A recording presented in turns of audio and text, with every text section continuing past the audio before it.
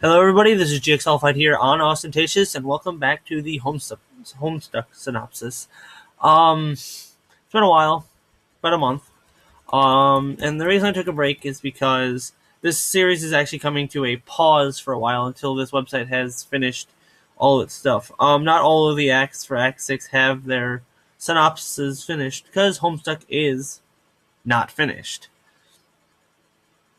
I've been reading the updates. Hasn't been anything I really wanted to react to, so that's why I haven't done another reaction video. I know that went over well. Thank you guys for all the support on that video.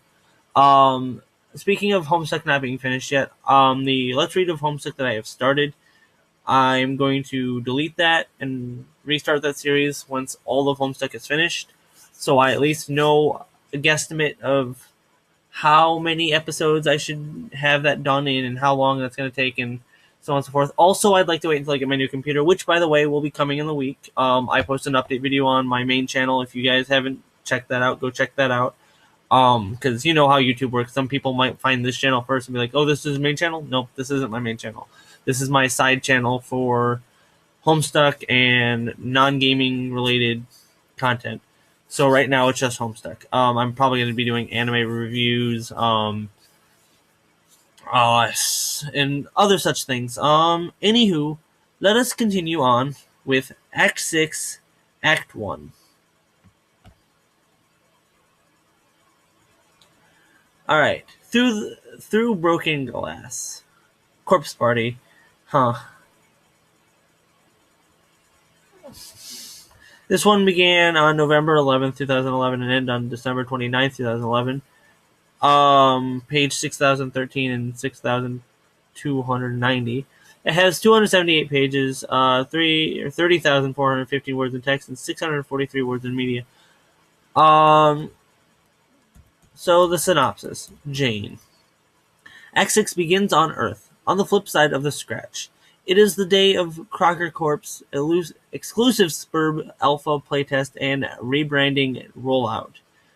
They changed their signature red spoon logo to a culling fork. Few on Earth recognize this fork as a symbol of alien imperial condescension until it is too late. The company heiress, Jane Crocker, has become an assassination target. Grounded for her own safety, Jane endures the pesterings of her online friends while waiting for the game to arrive in the mail. On the verge of sneaking out, Jane takes a moment to tell her friend, Jake, about a dream she had. Waking on Prospect's moon with a cheerful alien had described to her, Dream Jane found a state funeral happening and saw that Dream Jake was dead. Confronted with full fatherly lockdown, Jane enlists a gift from her friend Dirk, the sleek robo-bunny Little Seb, to help her break out of the house. Little Seb lifts the refrigerator, barricading the door, and smashes it through the wall. Jane scampers out to the mailbox and is engulfed in a letter bomb explosion. Yeah, that's a lot. Jake. Jake English lives alone on a volcanic island stocked with terrifying lusus naturae. With no guardian to keep Jake out of the neighboring mystic frog ruins, he has used the technology in the ruins to pester his ecto-daughter, Jade, who he believes to be his dead grandma in her youth.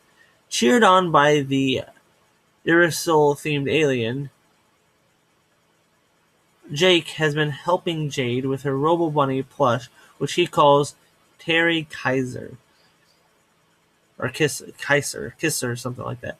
Jake needs uranium fuel so he can meet the deadline for Terry's delivery. The only fuel left on his island is inside Jake's elusive mechanical sparring partner, Brobot, a gift from Dirk.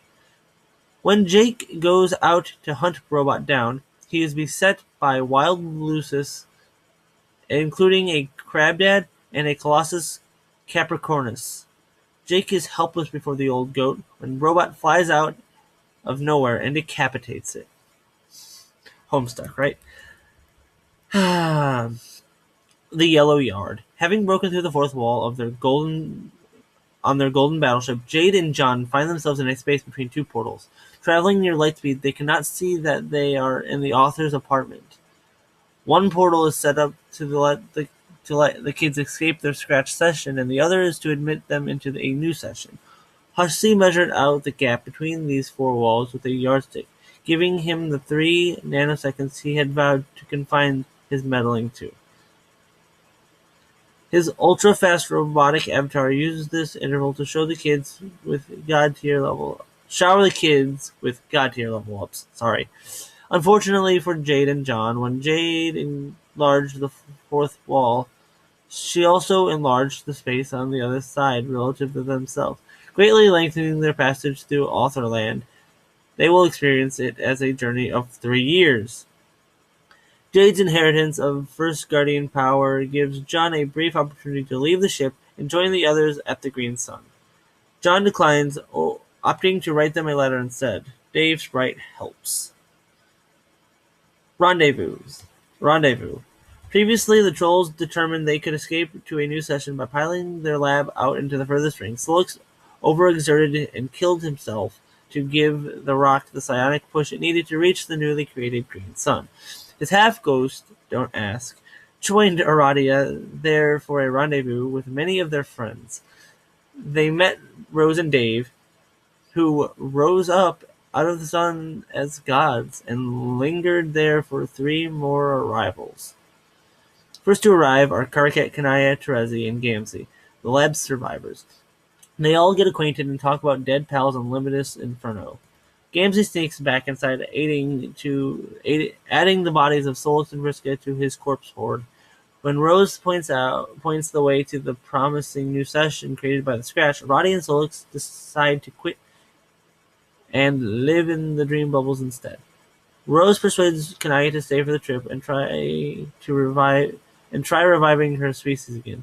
By the will of the gods, their journey through the furthest ring will take 3 years.